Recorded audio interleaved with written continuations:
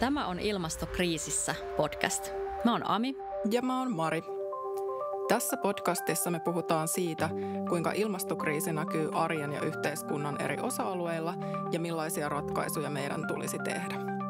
Teemoista jutellaan supermielenkiintoisten vieraiden kanssa. Tervetuloa mukaan!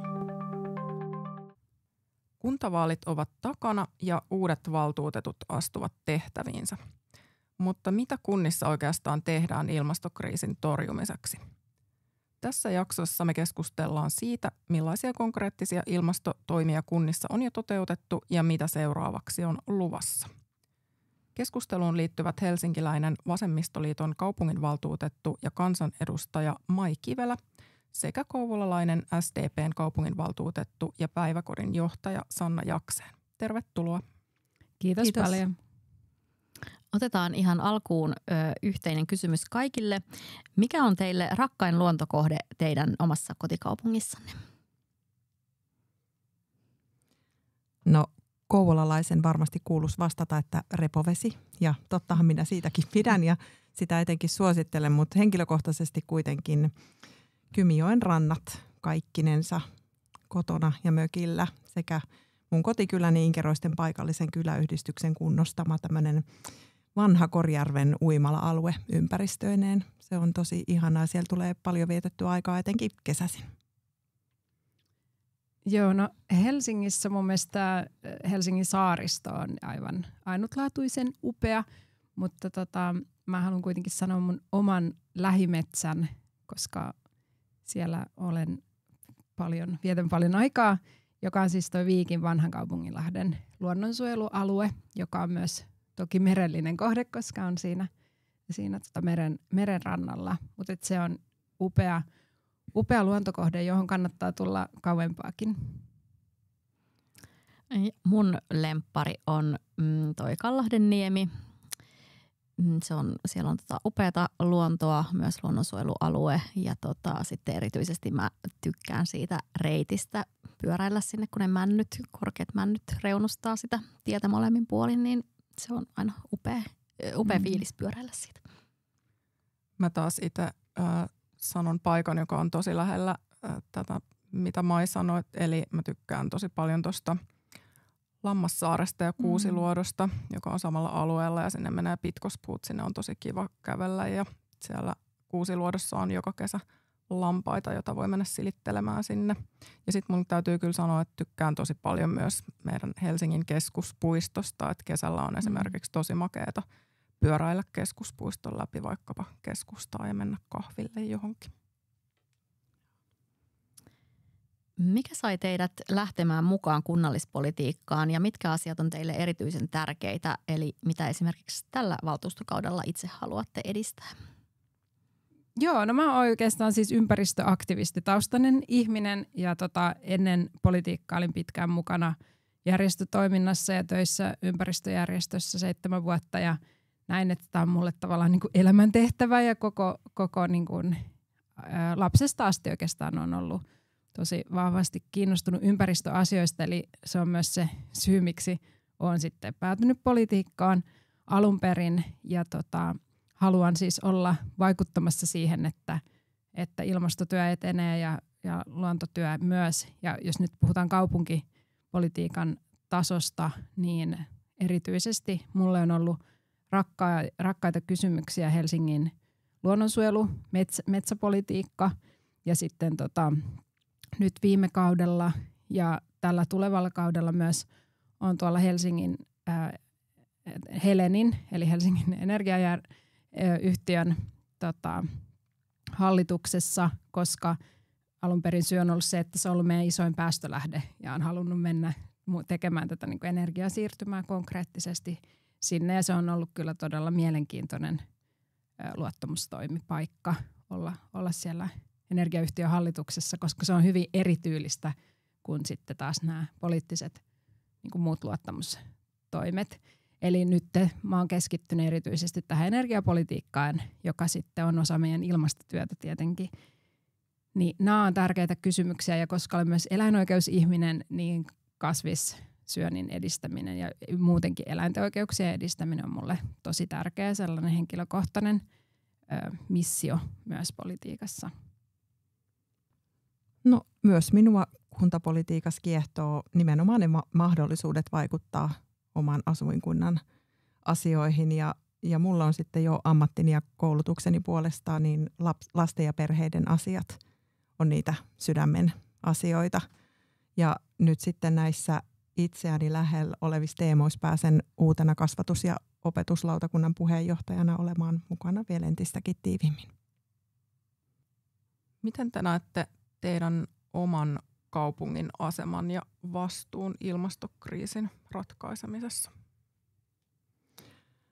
No, minä ajattelen, että jokaisella kunnalla on ihan yhtä lailla vastuunsa ilmastokriisin ratkaisussa, että me ei voida ajatella, että on muiden velvollisuus toimia ja itse tehdä asioita aivan kuten aina aikaisemminkin, että tämä pätee kunnissa ja tämä pätee myös yksilötasolla.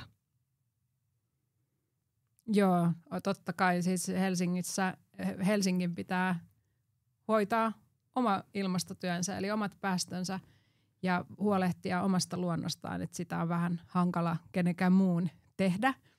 Ja totta kai niin kuin Suomenkin ilmastopäästöt muodostuu sitten kaikkien kuntien yhteenlasketuista päästöistä. Niin mä ajattelen, että samalla tavalla, että nämä niin kuin paikallinen toiminta kytkeytyy sitten toki siihen valtakunnalliseen ja sitä kautta myös laajemminkin kansainväliseen työhön. Ja sitten jos nyt ajattelee Helsinkiä pääkaupunkia, niin tämä on sen verran iso paikka, että kyllähän tällä on niinku merkitystä.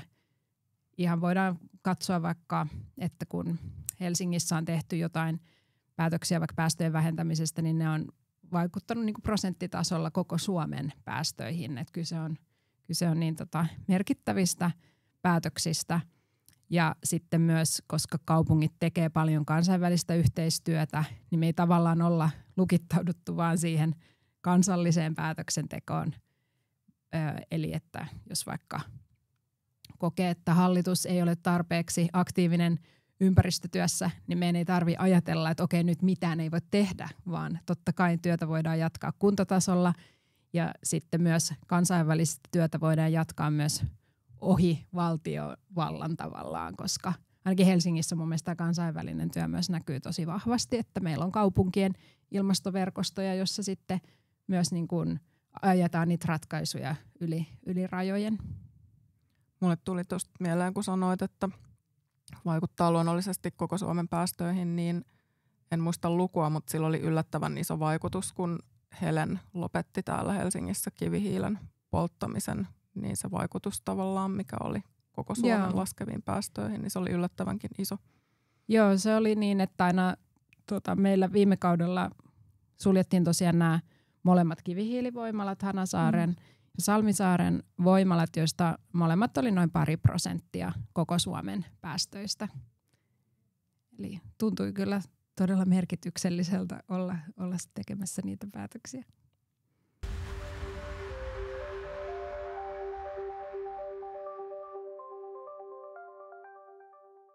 Minkälaisia ilmastotavoitteita teidän kaupungissa on tällä hetkellä ja onko ne teidän mielestä riittävän kunnianhimoisia? No, meillä on käytössä ihan Kouvolan kaupungin ympäristöohjelma ja se ohjaa meidän kaupunkiorganisaation ja muiden osapuolten toimintaa kohti hiilineutraaliutta, kiertotaloutta ja luonnon moninaisuuden ylläpitoa. Ja itse, koska en ole tämän alan asiantuntija, niin kyllä minä luotan siihen kaupungin ja sidosryhmien yhteistyössä laatiman suunnitelman toimenpiteisiin ja tavoitteisiin. Joo, meillä on myös hiilineutraali Helsinki 2030 ilmasto-ohjelma, joka on tavallaan se meidän päätyökalu Helsingin päästöjen vähentämiseen ja hiilineutraaliuteen pyrkimiseen ja myös itse asiassa hiilinegatiivisuuteen. Ja totta kai sitten esimerkiksi nyt, kun juuri hiljattain on uusi kaupunkistrategia julkaistu, niin sehän ohjaa kaikkea työtä seuraavat 4 vuotta. Ja totta kai siellä on myös sisällä uusia ilmastotavoitteita, esimerkiksi tämä päästövähennystavoitteen kiristämistä ja muitakin ympäristötavoitteita.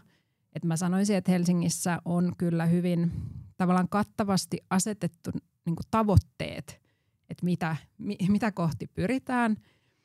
Mutta sitten ongelma on se, että me ei olla vielä siellä niin kuin keinojen puolella tarpeeksi päätetty asioista, jotka varmistaisivat, että me päästään niihin tavoitteisiin, johon me ollaan niin kuin yhdessä sitouduttu.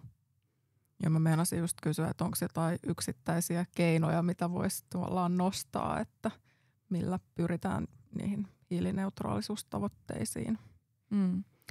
No Helsingissä ja siis useinhan niin kuin energia, liikkuminen ja ruoka ja muu kulutus on ne tavallaan niin kuin isot sektorit, jos haluaa tällainen karkeasti jakaa näitä päästöjä. Niin Helsingissä ainakin vielä tähän vuoteen asti energia oli suurin päästölähde, eli siis lämmitys erityisesti ja sähkö myös. Niin nyt kun me ollaan onnistuttu puhdistamaan meidän energiajärjestelmää hyvin merkittävästi viime kauden aikana, niin tänä vuonna itse asiassa liikenteestä tulee Helsingin suurin päästölähde. Eli tällä hetkellä liikenteen päästöt on sitten isommat kuin koko meidän energiajärjestelmän, mikä tietenkin mun mielestä kaikkien ryhmien pitäisi silloin tehdä se johtopäätös, että okei, että me tarvitaan tiukempia päätöksiä liikenteen päästöjen vähentämiseksi. Ja tämä on ongelma, että kaikki puolueet ei ole sitten ollut halukkaita niitä päätöksiä tekemään, koska koetaan hankalaksi se, että esimerkiksi selkeästi ohjattaisiin autoilun päästöjen vähentämistä. Että totta kai meillä on hyviä ilmastotavoitteita ja päätöksiä liikenteen päästöjen vähentämiseksi myös, mutta ne, mistä kaikki ryhmät on yleensä samaa mieltä sitten, tai helpommin samaa mieltä, on just tällaisia, että tuetaan niin kuin enemmän joukkoliikennettä ja lisää sähköautojen latauspisteitä ja näitä, mitä meillä on nyt tässä uudessa strategiassakin. Mutta mä itse ajattelen, että kyllä meidän pitää myös pystyä toteamaan, että itse asiassa sitä niin kuin autoilun määrää pitää poliittisesti pyrkiä vähentämään. Ja Helsingissä on niin kuin hyvä muistaa, että täällä suurimmalla osasta kotitalouksista ei edes ole autoa.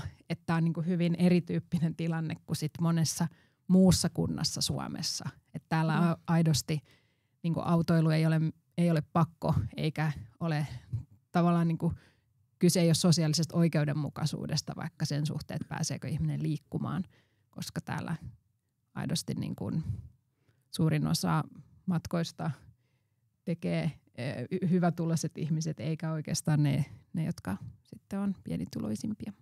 Toi autoilu on mun mielestä jännä, kun just tosiaan täällä, varsinkaan pääkaupunkiseudulla, se ei todellakaan ole pakollinen ja hyvin moni ei sitä autoa omista, mutta sitten tavallaan sille on pyhitetty hirveästi tilaa, kaikki parkkipaikat ja muut. Ja sitten sekin on musta jännä ilmiö, että me mennään hirveän mielellään suomalaiset johonkin ulkomaille tämmöisiin niin sanottuihin vanhoihin kaupunkeihin, kuten nyt vaikkapa Tallinnasta löytyy tuosta läheltä vanha kaupunki ja meistä on hirveän kiva kävellä siellä semmoisilla kaduilla, mitkä on niinku pyhitetty jalankulkijoille ja siellä viihtyy, siellä on terasseja, siellä on elämää, siellä on kaikkea, mutta sitten kun samaa ehdotetaan Helsingissä, että voidaanko pyhittää osa tästä keskusta-alueesta niin että sinne ei pääse autoilla, että se olisi tällaista kävelykeskustaa, niin siitä syntyy yleensä aika kova keskustelu sitten. Joo, ja onneksi totakin työtä nyt siis jo jonkun verran on saatu eteenpäin. Itse asiassa just tänään kävelin tuolla Kallion kirjastoon ja huomasin, että siinä edessä oli tehty tällainen hieno kesäkatu, että oli niin suljettu autoilulta se viereinen katu, jossa yleensä siis autot kulkee. Että sitten on tällaisia niin kuin kokeiluja ja tällaista, että asia on kyllä niin kuin tiedostettu ja toivottavasti se etenee nyt sitten lähivuosina enemmän täälläkin. Tässä päästiinkin nyt jo vähän puhumaan siitä, että miten ilmastotoimiin valtuustossa suhtaudutaan. Liikenteen osalta ainakaan ei ole Helsingissä ollut kovin helppoa, mutta miten yleisesti ottaen teillä on jo kokemusta valtuustossa toimimisesta, niin miten olette kokenut sen, että miten ilmastotoimiin yleisesti suhtaudutaan? No meillä suhtaudutaan pääsääntöisesti hyvin ja asiantuntijoiden näkemyksiä kyllä kuunnellen, mutta siellä on tiettyjä asioita, kuten esimerkiksi nyt ravinto on sellainen, mikä kirvottaa hyvinkin värikästä keskustelua ja siellä on paljon mielipiteitä, että tuntuu, että jokainen on siellä vähän niin kuin ravitsemusasioissa on niitä oman elämänsä asiantuntijoita tosi paljon, joka on toki hyvin ymmärrettävää. Tuleeko sulla vielä jotain lisättävää, Mai? No kun toimin myös valtakunnan politiikassa, niin sit helposti ehkä varsinkin tällä hetkellä, kun meillä on tällainen oikeistohallitus, mikä on ja joka on unohtanut ympäristötyön ja ilmastotyön, niin koen, että tietyllä tavalla tällä hetkellä ilmastotyötä on niin kuin helpompi viedä eteenpäin kuntatasolla, kaupunkitasolla ja sitten monista asioista voi olla helpompi löytää yksimielisyyttä, mutta kyllä mä silti koen myös, että suhteessa tämän kriisin vakavuuteen, niin silti kaikki ei kyllä ihan jaa sitä tilannekuvaa. Että jos me ihan aidosti tehtäisiin vaikka tieteeseen pohjaavaa päätöksentekoa, niin silloin meillä olisi suurempi kannatus niille tiukemmille toimille. Ja mä oon sitä mieltä, että Helsingillä on niinku todella hyvää ilmastotyötä, mutta valitettavasti sitten, kun pitäisi just päästä päättämään, silloin vaiheessa, kun poliitikkoja pitää sitten tosissaan niinku tehdä niitä niin kutsuttuja vaikeita päätöksiä tai tehdä niinku niistä tavoitteista konkretiaa, niin sitten helposti ne voi tyssätä siihen, että osa valtuustoryhmistä ei vaan yksinkertaisesti sit olekaan niihin valmis. Ja se on aidosti tosi iso ongelma myös Helsingissä. Tässä jo vähän mainittiinkin näitä, mutta mitkä on tärkeimpiä keinoja, joilla kunta voi vaikuttaa sekä päästöjen vähentämiseen että myöskin luontokatoon? No, minä uskoisin, että muun muassa maankäyttö ja kaavoitus, rakennusten kunto, energiatehokkuus ja kunnalliset hankinnat ja investoinnit on semmoisia aika keskeisiä. Ja Kouvola on kuntana niin laaja, että tämmöinen tiivis yhdyskuntarakenne ja julkinen liikenne on yhtälönä ihan tosi haastava. Niin kuin aikaisemmin tosiaan vähän siitä puhuttiinkin. Ja meidän rakennusten ja infran energiatehokkuustoimit on ollut viime vuosina tosi merkittäviä. Siellä on parannettu katuvalastuksia, parannettu lämmitysjärjestelmiä, automaatiota lisätty ja tehty ihan tosi merkittäviä säästöjä niissä. Ja ollaan purettu ja laitettu myyntiin huonokuntoisia käyttämättömiä kiinteistöjä ja on sitten rakennettu ja ollaan just parhaillaan rakentamassa uusia tilalle, muun muassa kouluja, päiväkoteja ja monitoimitaloja. Joo, tämä oli hyvä nosto. Just tämä, että kaavoitushan on tosi merkittävä asia, kun mennään kuntatasolle, kun kunnilla on kuitenkin kaavoitusmonopoli ja kaavojen kautta tehdään tosi isoja päätöksiä sekä niin kuin ilmaston että erityisesti ehkä vielä niin kuin luontokadon pysäyttämisen näkökulmasta. Mutta kyllä sitten tosiaan niin kuin tämä energiajärjestelmän puhdistaminen, tämä energiasiirtymä on se iso työ, mikä on edelleen edessä monissa kunnissa. Et vaikka kivihiiltä on pitkälti ajettu alas, niin ongelma on se, että edelleen paljon poltetaan energiaa, usein metsäbiomassaa, jolla sitten on negatiivinen vaikutus sekä ilmastoon tai niin kuin hiilinielun pienenemisen kautta ja sitten toki myös niin kuin biodiversiteettiin, kun arvokkaita metsiä poltetaan energiaksi. Niin tässä meillä on vielä iso työ, että aidosti se energiasiirtymä saadaan vietyä maaliin niin, että polttamisesta voidaan kokonaan luopua. Tämä on haaste Helsingissä ja toki myös monessa muussa kunnassa. Ja sitten nämä liikenteen päästöt, niistä me puhuttiinkin jo aika paljon. Ja tämä ruoka on mun mielestä hyvä nosto ja julkiset hankinnat, koska julkiset hankinnat on niin merkittävä osa kuntataloutta Suomessa, mutta Helsingissäkin muistaakseni se oli jotain 4 miljardin luokkaa, kun julkisia niin kuin hankintojen koko, eli ihan valtava ja totta kai siinä on muutakin kuin ruokaa, mutta ruoka on niin merkittävä tekijä erityisesti niin kuin luontokadon näkökulmasta, mutta myös ilmastotyössä ja siinä kunnilla on hyvin paljon myös sitä ohjausvaltaa että me niin valtavasti ostetaan ruokaa osana niin kuin kuntien palveluja, erityisesti just koulut, päiväkodit ja myös niin kuin muut tällaiset palveluyksiköt, niin siinä hyvin paljon voidaan tehdä helpostikin sitten hyviä päätöksiä. Mulle tuli mieleen vielä semmoinen kysymys. Tuli mieleen tuosta rakentamisesta, että tuntuu siltä, että on päällä semmoinen purkuvimma, tai se on varmaan ollut jo tosi pitkään, siis vuosikymmeniä, mutta tavallaan, että mieluummin puretaan rakennuksia ja lanataan ne täysin, ja mä en edes itse asiassa tiedä, että mitä niille kaikille materiaaleille tapahtuu siitä niin kuin sen purkamisen jälkeen, mutta niitä ei kuitenkaan ilmeisesti kovinkaan tehokkaasti niin kuin hyödynnetä minkään kiertotalousperiaatteiden mukaisesti. Ja rakentaminenhan on myös yksi tosi hiili-intensiivinen sektori. Mä tiedän, että Helsingissä on jotain tämmöisiä pieniä rakentamisen kiertotalouspilotteja menossa, mutta mitä te ajattelette tästä? Tuo on mielenkiintoinen ja hyvinkin selvitettävä asia, koska siis paljonhan puhutaan siitä ja kritisoidaankin sitä, että kuinka pitää rakentaa uutta, mutta sitten kovasti meidät päättäjät suostutellaan siihen uuden rakentamiseen tavalla tai toisella. Joko sitä perustellaan sen toiminnallisuuden ja tarkoituksenmukaisuuden kautta ja toisaalta sitten taas niiden energiasäästöjen kautta, että monta kertaa olen ollut siinä tilanteessa, että ollaan mietitty, että kannattaako purkaa vai kannattaako korjata. Ja hyvin usein kyllä siihen purkamiseen päädytään ja uuden rakentamiseen.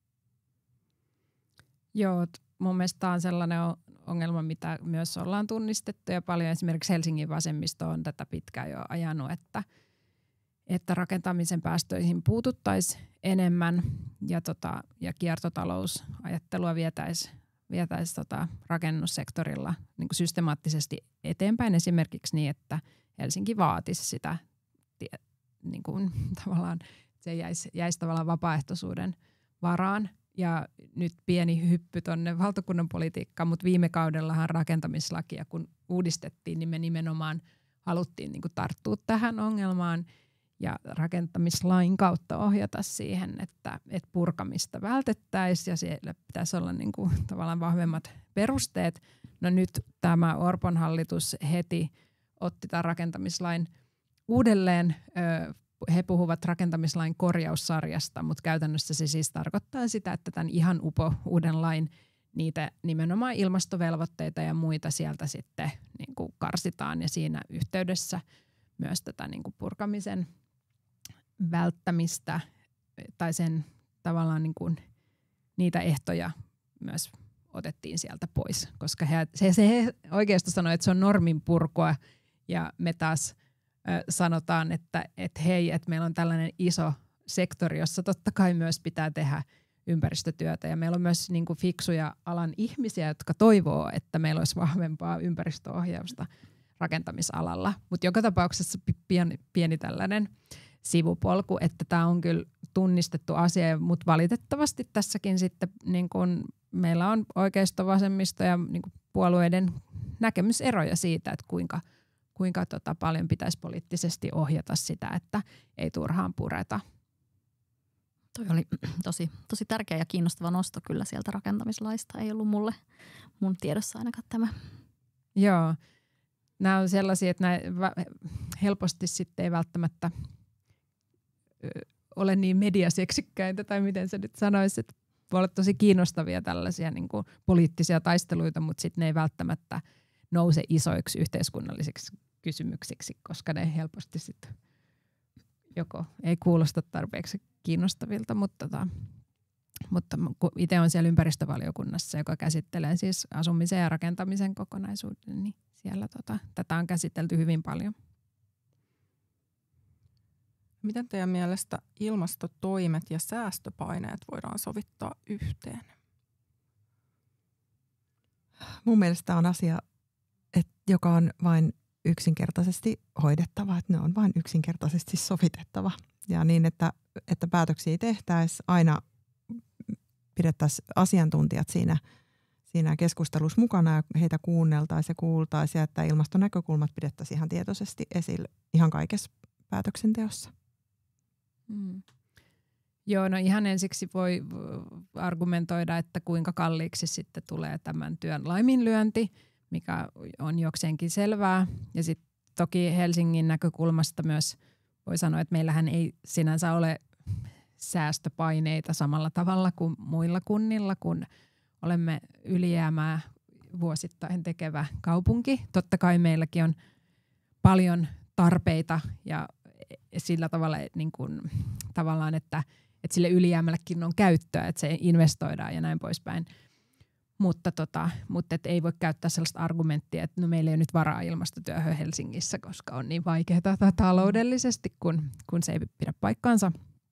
Mutta sitten mun mielestä kolmantena on myös ihan hyvä niin katsoa just niitä suoriakin säästöjä, joita saadaan sillä ilmastotyöllä. Esimerkiksi Helenhän on nyt viestinyt, että kaukolämpöä hintaa on voitu laskea sen takia, että me ollaan päästy niistä kalliista fossiilisista polttoaineista eroon, joista joudutaan maksaa kovaa päästökaupan kautta hintaa ja näin poispäin, että on myös paljon synergiaetuja.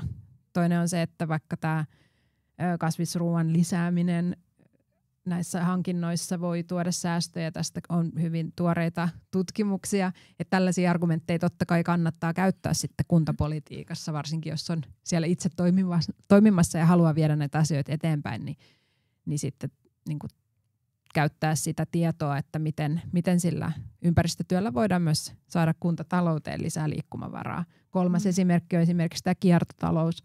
Mä oon joskus bongannut jostain Helsingin talousarviosta, että siellä on mainittu ihan sivumenne, että jotain, että jossain teiden rakentamisessa oli käytetty jotain kierrätettyä rakennusmateriaalia ja siitä oli tullut joku 8 miljoonan säästöt ja se oli ihan siis pieni maininta vaan siellä ja mä että tämähän on itse asiassa aika mielenkiintoista, että jos kuitenkin usean miljoonan säästöt siitä, että on käytetty kierrätettyä materiaalia infrarakentamisessa, niin sitten heti tarttuu tietenkin tuollaiseen, että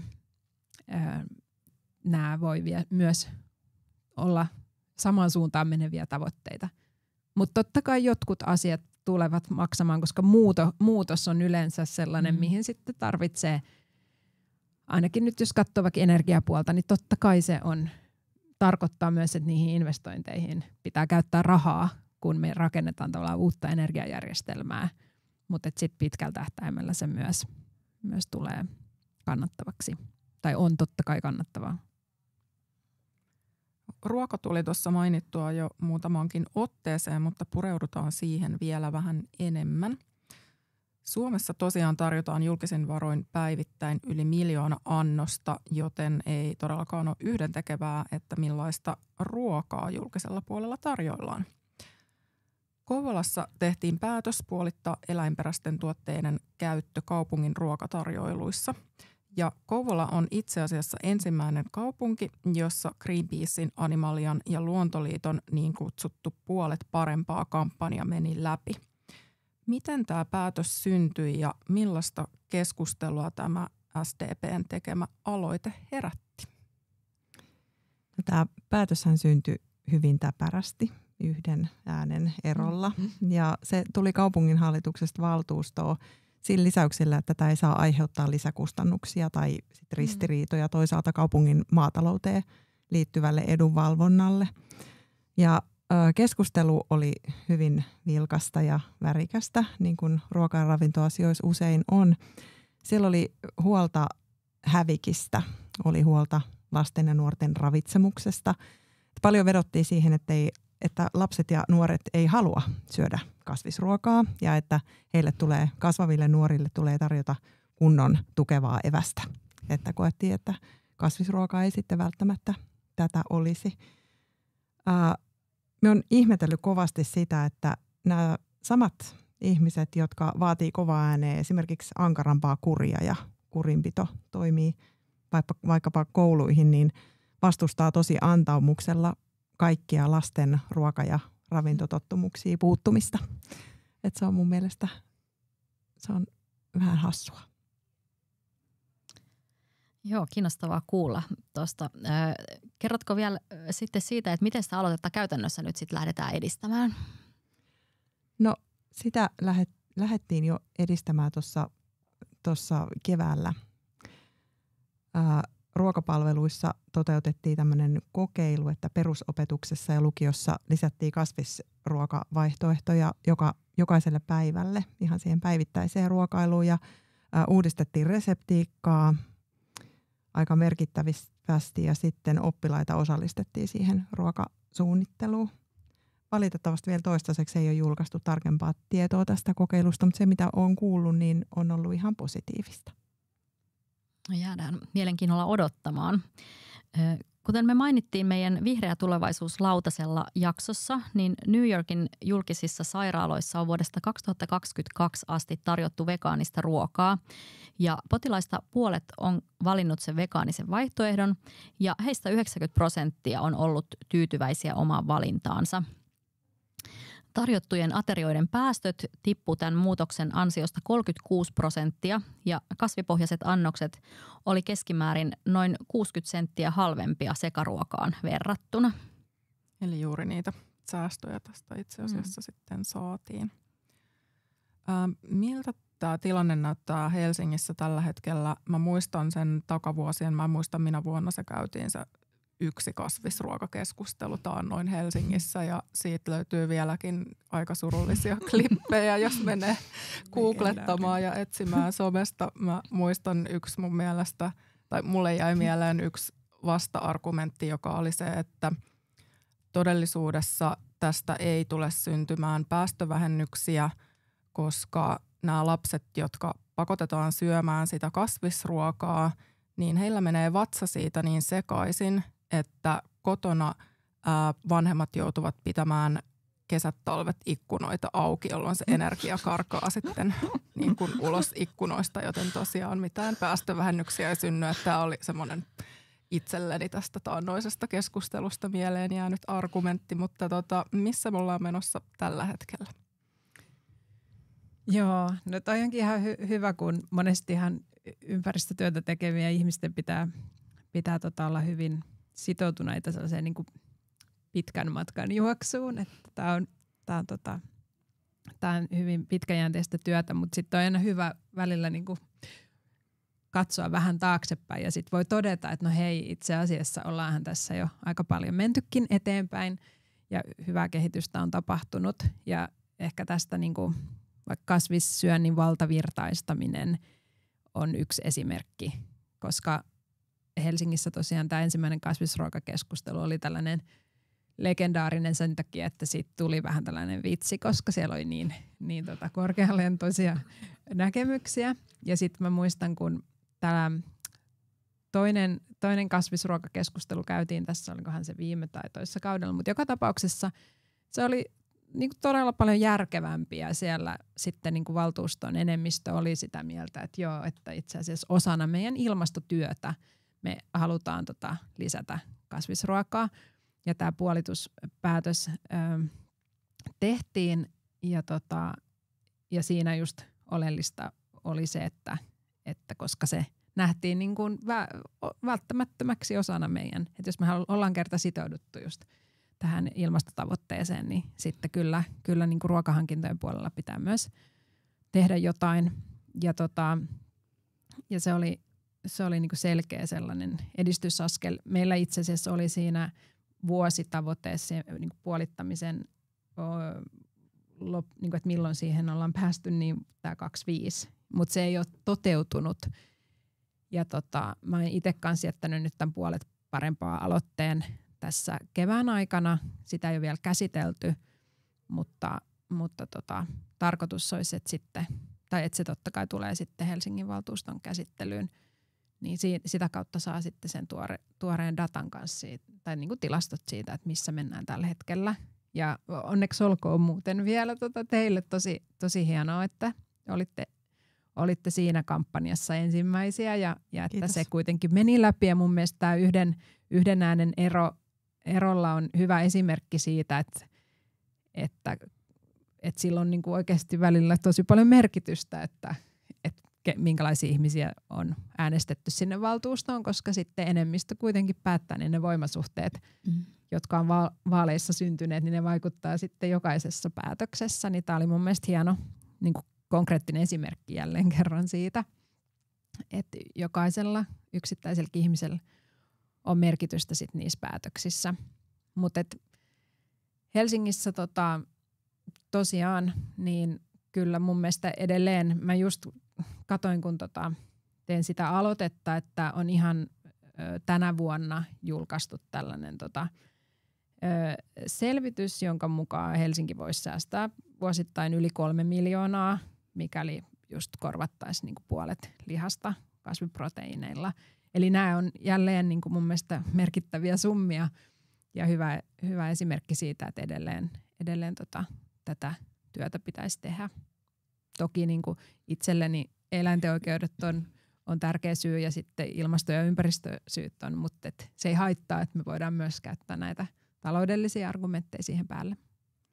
Mä näin tuossa tänä keväänä, taisi olla loppukeväästä, joku media oli tehnyt tämmöisen videoklipin, missä haastateltiin yläkouluikäisiä koululaisia ja kysyttiin heidän mielipiteitä kasvisruuasta ja täytyy sanoa, että kyllä jotenkin omaa sydäntä raasto, kun siinä suurin osa näistä haastatelluista lapsista totesi, että heillä kotona syödään vaan ja ainoastaan liharuokia. Et kun miettii, miten epäterveellistä se ihan niin kuin ensinnäkin on, niin vähän ihmettelin sitä. Ja sitten kommentit tässä koulusta tarjottavasta kasvisruuasta oli niin kuin negatiivissävytteisiä, mutta sitten kun esimerkiksi yhdeltä koululaiset oli ensin kysytty, että mitä sä tykkäät näistä koulun kasvisruuista ja en tykkää. Ja sitten seuraavaksi kysyttiin, että no mikä sun lempiruoka on koulussa, niin se oli pinaattiletut. Niin tää on kanssa aina tämmöinen hauska. Ja sitten just, että tiettyjä kasvisruokia niin välttämättä ei edes tajuta, että no se on kasvisruoka. Se ei välttämättä ole vegaaninen, mutta kasvisruoka kuitenkin. Yksi puuropäivä viikossa on ihan ok, mutta sitten jos on kasvisruokapäivä, niin se ei enää ole. Niin, juuri. Ja sitten toikin on aika hyvä pointti, että just tavallaan, että miten se niin kuin freimataan tai kehystetään se asia. Että jos se puuropäivä kuulostaa kivalta, niin sitten se voi olla puuropäivä, että sen nimi ei tarvitse olla kasvisruokapäivä. Joo, ja nimenomaan tuosta näkökulmasta, että lapset syö siellä kotona sitä lihapainotteista ruokaa, niin siitä näkökulmastahan sitten varsinkin olisi niin kuin vielä entistä enemmän syytä siellä julkisessa ruokailussa saada ne sitä kautta sitä kasvisruokaa tarjottua, että saat päästä sitten sinne ravitsemussuositusten suuntaan siinä syömisessä. Mäkin ajattelin, että mä kyllä toivon, että nämä uudet ravitsemussuositukset nyt niin kuin tulevat ohjaamaan ja tukemaan tätä muutosta, koska mun mielestä se on myös niin kuin lapsia ajatellen väärin, että heille tarjotaan ruokaa, joka tavallaan tuhoaa heidän tulevaisuuttaan. Et kun meillä on näitä tutkimuksia, että kuinka paljon liikaa lihaa päiväkoti-ikäiset lapset vaikka syövät ja sitä tarjotaan niin kuin verorahoilla, niin se on mun mielestä niin kuin eettisesti väärin. Ja sitten toisaalta oli tosi hyvä nosto sulta tämä reseptiikka, koska totta kai niin kuin ainakin tuntemani kasvissyöjälapsetkin sanovat, että jotkut nakit ja perunamussi on parempaa kuin joku vihreä sosekeitto, kun on tehty näitä vertailuja. Että sitten niin kuin, että jos se kasvisruokavaihtoehto on joku vihreä sosekeitto, niin se ei välttämättä vetoa lapsiin, ainakin niin kuin oman kokemukseni perusteella, että toki lapsillakin on monenlaisia makuja, mutta siis, että kun niitä perunamusseja ja nakkeja ja muita niin kuin tavallaan monipuolisesti voi tehdä myös kasvipohjaisina, että se mielikuva ei voi olla se, että kasvisruoka on sitten joku laimea kevyt keitto. Niin sen takia on mun mielestä tosi tärkeää, että siihen niin kuin reseptiikkaan panostetaan ja että sieltä ei ajatella vaikka, että se kasvisruoka on joku niin kuin kevyt versio. Kyllä, nimenomaan. Sanna, sä sanoit, että sä oot itse erityisen kiinnostunut kestävästä kehityksestä ja kasvatuksesta, siitä, miten ympäristönäkökulmat saadaan osaksi kansalaistaitoja ja kasvua ja oppimista. Ja oot myös kiinnostunut ruoka- ja ravintokasvatuksesta, niin kerrotko vielä näistä vähän lisää? Joo, toki. Meillä Steiner-päiväkodeissa tarjotaan omassa keittiössä ihan itse alusta asti valmistettua luomukastisruokaa. Ja lapset syö pääsääntöisesti erittäin hyvällä ruokahalulla, kun se makumaailma tulee tutuksi. Et automaattisesti se ei sitä ole, etenkin jos perheen oma ruokakulttuuri tai ravintotottumukset on kovin erilaiset. Et kaikkiin makuihin tulee tottua ja niihin tulee kasvaa. Ja meillä lapset osallistuu siihen ruoan valmistamiseen, he näkee mistä ruoka tulee. Myös suhtaudutaan ruokailuun kunnioituksella, ruokaan ja ruokailuun ja arvostavasti.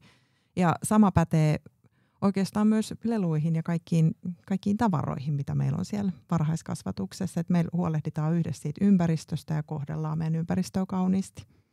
Ja nämä on hyvin yksinkertaisia asioita, tai ne kuulostaa hyvin yksinkertaisilta asioilta, mutta ne on avainasemassa silloin, kun opetellaan tekemään niitä kestäviä valintoja myös myöhemmin omalla ruokalautasella ja elämässä ylipäätään. Mitä ajatuksia tämä herättää sussa, Mai? No mun mielestä tämä on tosi tärkeä nosto, koska itsekin ajattelen, että ympäristökriisi ei ole vain joku tällainen niin kuin teknologinen ongelma tai luonnontieteellinen haaste, vaan myös niin kuin hyvin vahvasti kulttuurinen kysymys. Se, että minkälaisessa kulttuurissa me eletään, minkälaiseen kulttuuriin lapset, mikä on se tavallaan se sosialisaatio, mikä on normaalia ja haluttavaa ja näin poispäin. Ja sitten tällainen, niin kuin puhutaan ekososiaalisesta sivistyksestä. Ainakin itse silloin, kun olin kansalaisjärjestössä töissä ja tehtiin tällaisia kouluhankkeita, niin tämä ekososiaalinen sivistys oli tavallaan niin kuin osa sitä ympäristökasvatus tavallaan ajattelua tai teoriaa. Ja mun mielestä se on tosi tärkeä niin kuin ajatus, mitä pitäisi valtavirtaistaa vielä enemmän. Ja kyllä mun käsitys on myös se, että monissa päiväkodeissa ja kouluissahan tällainen niin kuin ympäristöteemat on vahvistunut tosi paljon siitä, kun jos vertaa vaikka, että itse on ollut koululainen, että se on niin kuin hyvä asia. Ja totta kai tämä ei ole myöskään aihe, jonka voi jättää vaan tavallaan niin kuin kasvatuksen ja koulutuksen sektorin jotenkin vastuulle, koska se on aika hankalaa, jos koko muu yhteiskunta sitten puskee ihan erilaista niin kuin arvoja joko sieltä niin kuin mediasta tai kavereista tai kotoa, niin ei tietenkään niin kuin päiväkodit ja koulut pysty tavallaan yksin sitä vastaan taistelemaan. Että sen takia on niin kuin mun mielestä tosi laaja kysymys myös, että minkälaiseen kulttuuriin kasvamme ja miten sitä niin kuin kulttuuria ylipäätänsä muutetaan.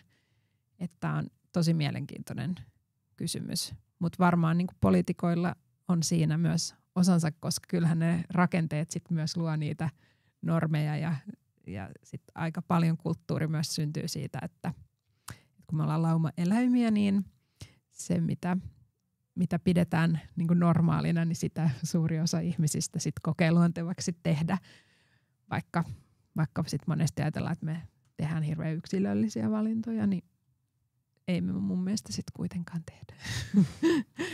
Mun mielestä hyvä esimerkki on vaikka tämä niinku baaritupakointikielto tai tällainen, että kun itsekin on ollut nuori silloin, kun baareissa sai tupakoida ja sitten se tuntui jotenkin hirveän radikaalilta, että se kielletään ja että mitä ihmiset suostuu siihen, mutta nyt se tuntuu taas sitten jotenkin ihan absurdilta, että kaikki on pakotettu istua siellä niinku savussa.